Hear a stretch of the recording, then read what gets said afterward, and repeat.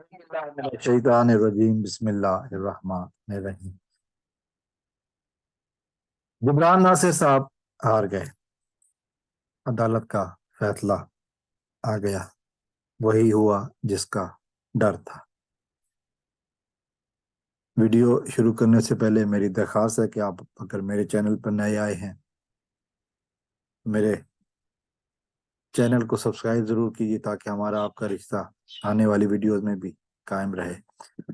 تو میں کہہ رہا تھا کہ معروف صحافی جبران ناصر صاحب آج عدالت میں ہار گئے، بولنے کا موقع تک نہیں دیا گیا، اور پھر وہی کچھ ہوا جس کا ڈر تھا۔ یہ سٹوری مہدی علی کاظمی کی نہیں، ظہیر عباس خان کی ہے۔ ظہیر عباس خان پنجاب سے کراچی آ کر محنت مزدوری کرنے والا غریب انسان، آج مجھے ٹیلی فون آیا، میں کسی اپنے کام کے سلسلے میں مصروف تھا، تو انہوں نے کہا کہ جی آپ سے بات کرنی ہے۔ ظہیر صاحب کا نام، میں نے مصروفیات میں سے تھوڑا سا ٹائم نکال کے جب ان سے فون کیا، یقین کریں جب میری ان سے بات ہوئی مجھ سے بیان نہیں ہو رہا کہ میں کیا بات کروں، میرے پاس الفاظ نہیں ہیں۔ کیا ہم ایک اور مہدی کاظمی دیکھ رہے ہیں؟ کیا ملک میں غریبوں کے ساتھ، مظلوموں کے ساتھ ایسا ہی ہوتا رہے گا؟ آج عدالت میں کل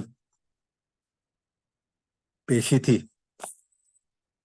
ظہیر خان کو ریپرزینٹ کرنے والے وکیل کا نام جبران ناصر، اور جبران ناصر کو عدالت نے بولنے کا موقع نہیں دیا۔ ظہیر صاحب کی بیٹی جس کے حوالے سے میں نے کچھ پروگرام کیے ہیں،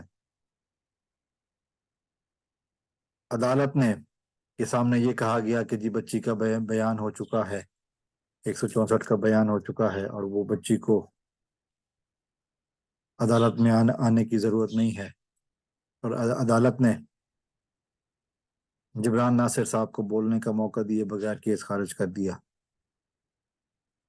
سٹوری سنی ہوئی لگتی ہے شاید، تھوڑا سا فرق یہ ہے کہ پچھلے سال جولائی میں مہدی علی کاظمی کی بیٹی عدالت میں آئی تھی، ابھی سندھ ہائی کورٹ میں ظہیر صاحب کی بیٹی نہیں آئی۔ یہ پولیس کا آخری حربہ رہا۔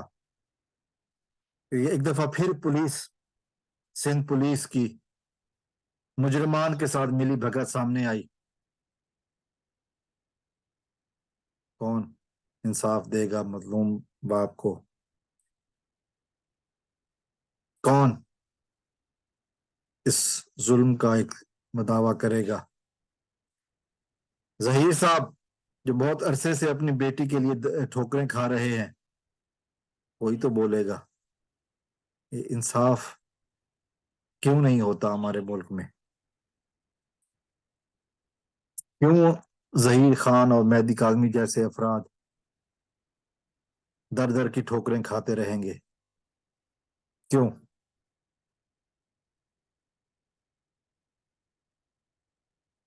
آج میرے پاس کہنے کو الفاظ نہیں ہیں۔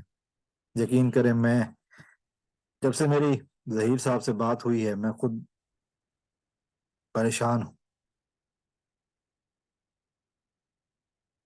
میں بہت پریشان ہوں، یقین کیجئے، فکر مند ہوں ظہیر صاحب کے لیے۔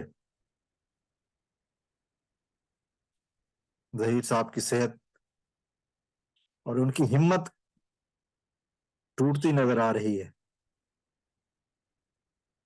قانون اور انصاف ظالموں کے ساتھ کھڑا نظر آ رہا ہے۔ نہیں سمجھ آتی کہ اب اس سے آگے کیسے باتیں ہوں، کیا بات ہو۔ لیکن ایک چیز میں پھر کہوں گا جو میں نے مہدی صاحب کی بیٹی کے کیس میں کہی تھی، مجھے لگتا ہے کہ شاید وہی کچھ دوبارہ دہرانا پڑے گا۔ کفن میں جیب نہیں ہوتی، کفن میں جیب نہیں ہوتی، فرشتے رشوت نہیں لیتے۔ حدیث کی کسی کتاب میں نہیں ملتا کہ فرشتے رشوت لیتے ہوں۔